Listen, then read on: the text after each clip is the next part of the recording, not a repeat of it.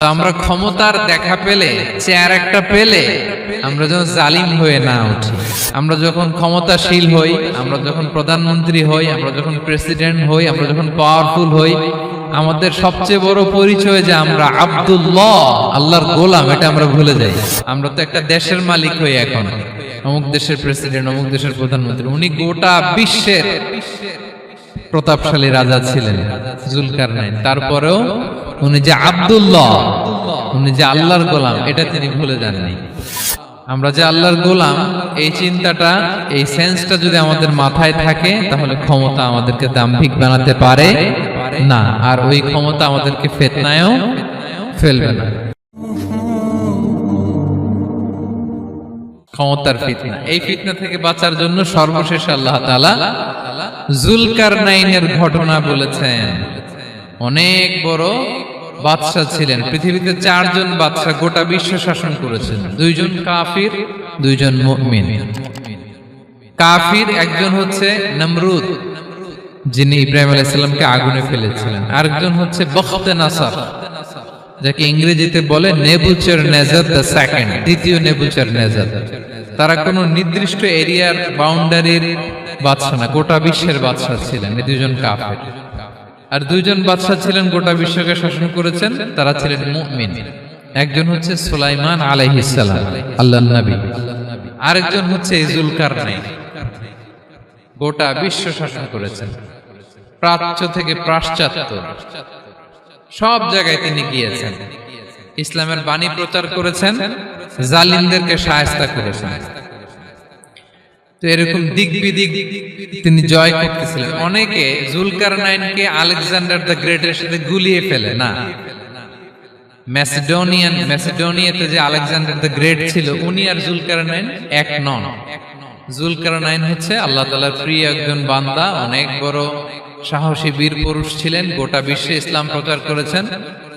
করতে করতে করতে করতে অনেক বড় ঘটনা, আমি সব শেষের ঘটনাটা বলি। উনি জর্জিয়া, বর্তমান যে জর্জিয়ার তিবলিসি এরিয়া, এখানে এসে একটা এলাকার সন্ধান পেলেন, যারা ওনাকে এসে বলল যে এখানে একটা জঙ্গলি গ্রুপ আছে যাদের নাম ইয়াজুজ মাজুজ, তারা এসে আমাদের উপর হামলা করে। হে জুলকারনাইন, আমরা আপনাকে ট্যাক্স কালেক্ট করে দিচ্ছি, আপনি তাদের মাঝে আর আমাদের মাঝে একটা প্রাচীর তৈরি করে দেন।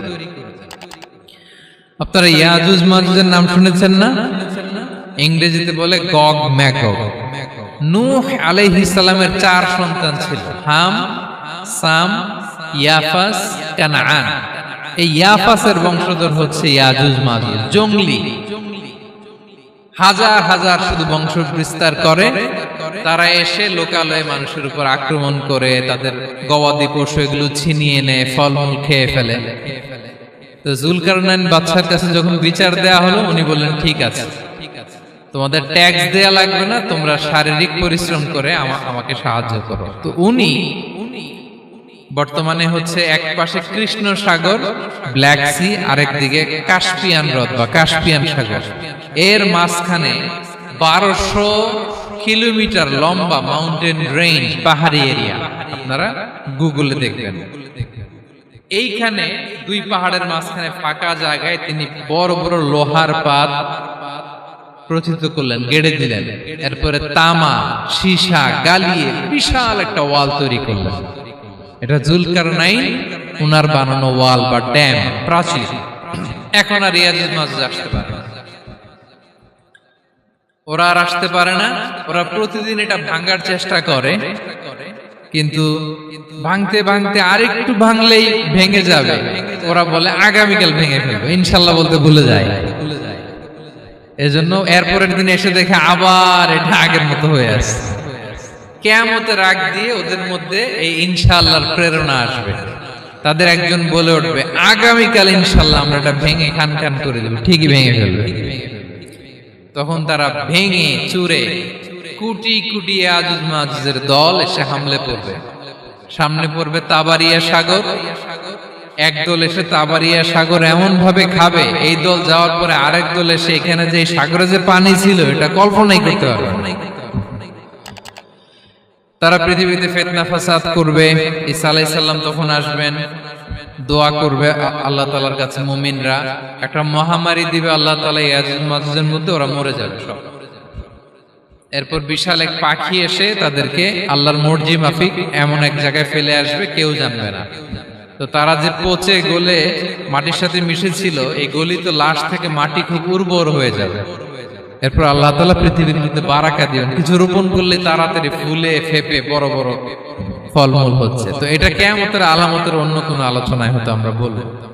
তো জুলকারনাইন তিনি বিশাল এখানে প্রাচীর তৈরি করে দিয়েছিলেন, এবং প্রাচীর তৈরি করে দিয়ে তাদেরকে বলেছিলেন যে যতদিন আল্লাহ তাআলা চাইবেন এটা থাকবে, এবং যেদিন আল্লাহ তাআলার আদেশ আসবে এটা ভেঙে খান খান হয়ে যাবে।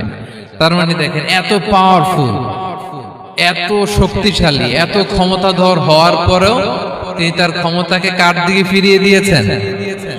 যে আল্লাহ যতদিন চাইবে এই প্রাচীর টিকে থাকবে, যেদিনে আল্লাহ তাআলার আদেশ আসবে এই প্রাচীর ভেঙে খান খান হয়ে যাবে। সো আমরা ক্ষমতার দেখা পেলে, চেয়ার একটা পেলে আমরা যেন জালিম হয়ে না উঠি, এটা হচ্ছে এখান থেকে শিক্ষা। আমরা যেন জুলুম না করি। উনি সম্পদের মালিক ছিলেন, ক্ষমতার মালিক ছিলেন, কিন্তু উনি যে আল্লাহর বান্দা এটা ভুলে যান নাই। আমরা যখন ক্ষমতাশীল হই, আমরা যখন প্রধানমন্ত্রী হই, আমরা যখন প্রেসিডেন্ট হই, আমরা যখন পাওয়ারফুল হই, আমাদের সবচেয়ে বড় পরিচয় যে আমরা আব্দুল্লাহ, আল্লাহর গোলাম, এটা আমরা ভুলে যাই। আমাদের আসল পরিচয় কি? আমরা আল্লাহর গোলাম। আমরা যে আল্লাহর গোলাম, এই চিন্তাটা, এই সেন্সটা যদি আমাদের মাথায় থাকে, তাহলে ক্ষমতা আমাদেরকে দাম্ভিক বানাতে পারে না, আর ওই ক্ষমতা আমাদেরকে ফিতনায়ও ফেলবে না। আমরা তো একটা দেশের মালিক হই এখন, অমুক দেশের প্রেসিডেন্ট, অমুক দেশের প্রধানমন্ত্রী। উনি গোটা বিশ্বের প্রতাপশালী রাজা ছিলেন জুলকারনাইন। তারপরেও উনি যে আব্দুল্লাহ, উনি যে আল্লাহর গোলাম, এটা তিনি ভুলে যাননি।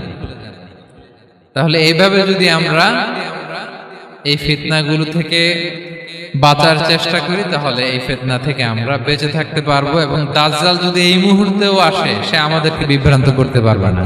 পারবে? পারবে না ইনশাআল্লাহ। ইনশাআল্লাহ বলেন। আর ভবিষ্যতের সব কাজের আগে আমরা সবসময় কি বলবো? মনে থাকবে সবার? আল্লাহ তাআলা আমাদের সবাইকে কথাগুলো বোঝার ও আমল করার তৌফিক দান করুক।